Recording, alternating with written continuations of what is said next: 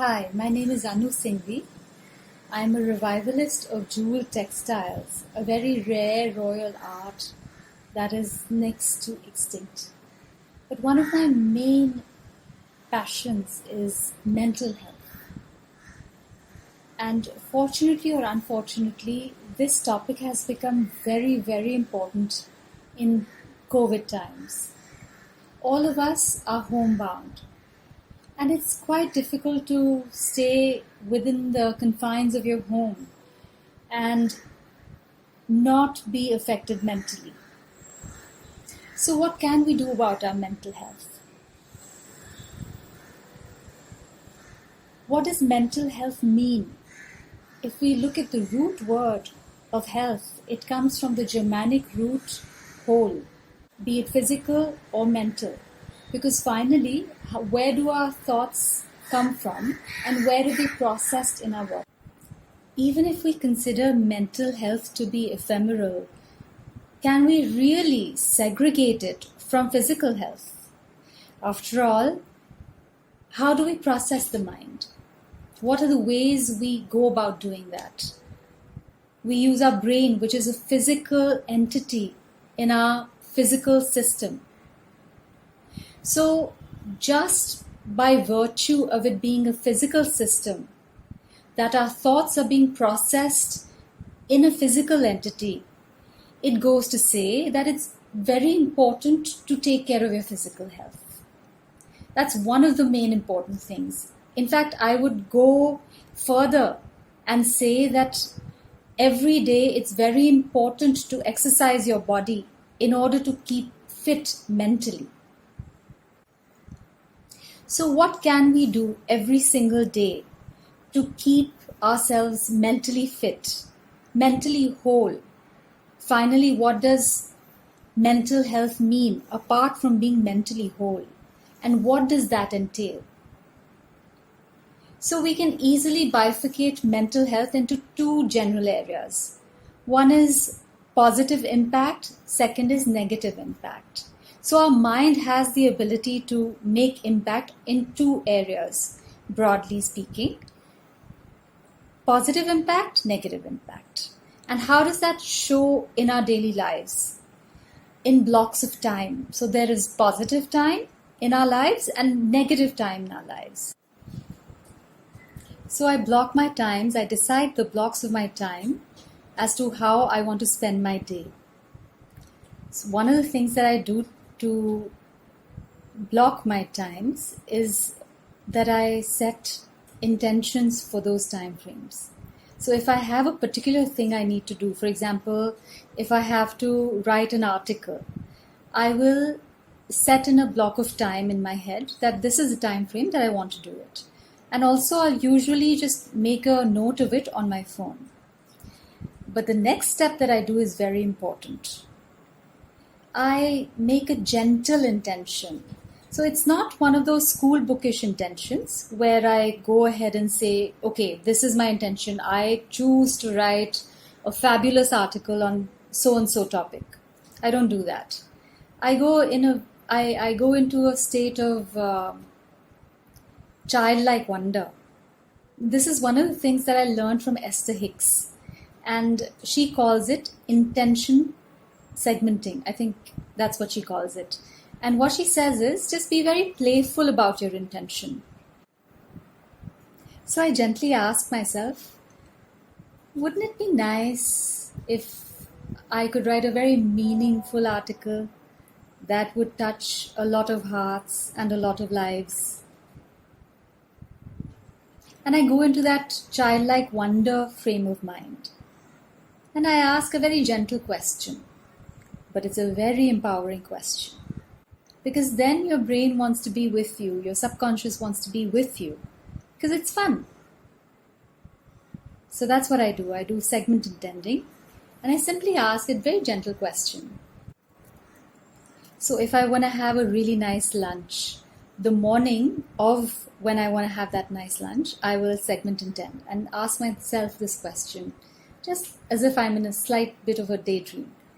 Wouldn't it be nice if I could have a really good, satisfying meal today?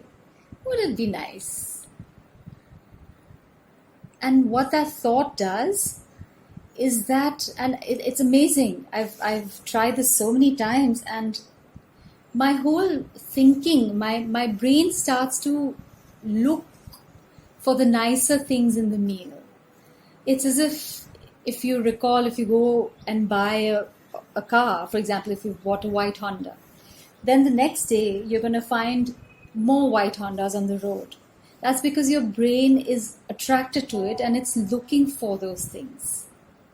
So that's what segment intending is about. Then one of the things that I do is, even though I have to be home, I make sure I dress up properly.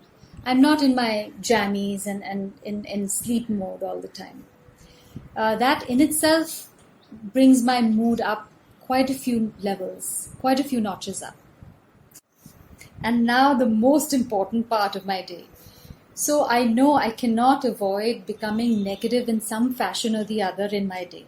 It's a given. It's something that I've experienced all the way through life. At some point in the day, there is some negativity that will creep up. That's for sure. That's like a given. It's like change is a given in life. That is the only permanent thing that happens to us. Same way, something negative somehow or the other happens. And if you look at negativity carefully, it's usually an intense feeling that happens to us. And this pearl of wisdom I learned from Reverend Michael Beckwith and of Agape National Center in Los Angeles. And what he says is that the brain goes into a very intense state when we go in negativity, sometimes even more intense than our positive moments. And what you need to do is emotional affirmations. Now, what does emotional affirmations mean? So, emotional affirmations are an amazing, amazing technique I learned. It was a game changer for me. The minute any negative energy came, now I know I don't need to suppress it at all.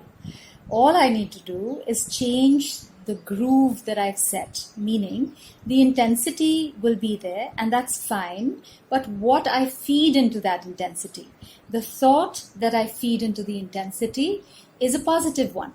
For example, if I'm extremely angry, somebody didn't do something correctly in my sphere or my circumstance of things. For example, my staff didn't put enough salt in the vegetables, and I came after a very hard day, and I expected good food, and it wasn't there for me. I got extremely angry, and the minute I get angry, I start to say, why is life so amazing to me? Why do I get good food all the time that satisfies all my needs? So you see, the minute you get angry, you just change the words that are involved in that thought process. Completely change it in the opposite direction. Make it an empowering question and put it through that anger. Use the intensity of that anger. Completely and thoroughly use it. Don't discard it. Never suppress it. Never push it under the carpet. That's one of the best tools that I learned. So it's like I can use everything in my system. All the emotional energies that are present, I can use without fail for my good. So these are pearls of wisdom that I've learned over the years from different masters. And I'm glad I'm able to share them with you. So let's do a recap. So the first thing that I do when I wake up is I make sure that I do something physical. If it's a walk or a run or a jog or simple stretching sometimes. Sometimes I don't feel like going for a walk. So I simply stretch and just jump in the same place. Just a light jumping sometimes. And that just gets the blood circulation going. First thing. Second, I make sure that I am looking good in the day. I am not dressed for home, but I'm dressed properly as if I have to go to office. Then I make sure that I do some segment intending, which is very important. It's a fun way to get the brain into a space where you are full of childlike wonder. I mean, why are we here on earth? We are here to experience, and why not experience it with childlike wonder? I mean, what better way to experience life than with childlike wonder, right? So that's the next. And then finally, if anything negative comes in, I use the power of emotional affirmations, use the intensity of the negative emotion, and put in positive, empowering questions into it. And I say it out loud or in my head, depends. It can be done with any emotion, right? From boredom to confusion to feeling depressed to feeling angry or sad or any of the negative emotions. I hope you can try some of these methods, and during these times of COVID, you can help yourself and your loved ones with an empowering way of spending your time. Take care and have a fabulous, empowering day.